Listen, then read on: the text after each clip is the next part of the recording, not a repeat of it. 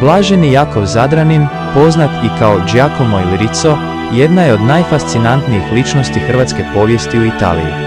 Njegov život bio je prožet dubokom poniznošću i čudesima, a u Italiji ga i danas štuju kao velikog sveca.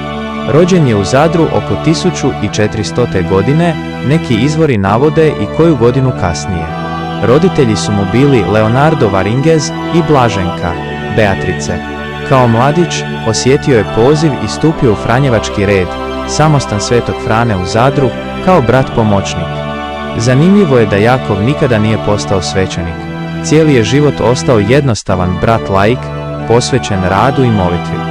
Godine 1438. pratio je svog provincijala na putu u Italiju. Put ga je odveo u pokrajinu Apuliju, u grad Bari, gdje je odlučio ostati. Živio je u nekoliko samostana, ali je najviše vremena proveo u Bitetu, blizu Barija. Radio je najskromnije poslove. Bio je kuhar, vrtlar, vratar i sakupljač milostinje.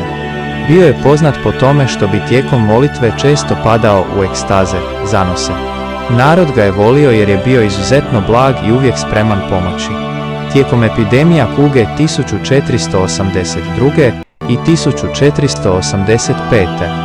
Jakov se nije skrivao, već je neumorno njegovao oboljele, riskirajući vlastiti život. Pripisuju mu se mnogi proročanski darovi. Primjerice, jednom je plemiću prorekao pobjedu u bitci i rođenje sina, što se i ostvarilo. Umro je na glasu svetosti 27. travnja 1496. u Bitetu. Kada su godinama kasnije otvorili njegov grob, pronašli su njegovo tijelo potpuno očuvano, neraspadnuto.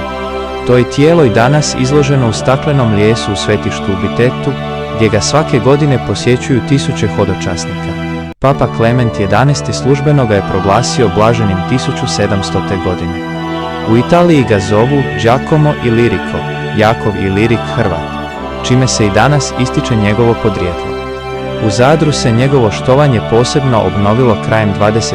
stoljeća, kada su vjernici iz Biteta donijeli njegovu sliku i relikvije u crkvu Svetog Frane. Stanovnici Biteta ga toliko vole da su ga proglasili zaštitnikom grada, a legenda kaže da je grad bio pošteđen strašne kuge upravo njegovim zagovorom.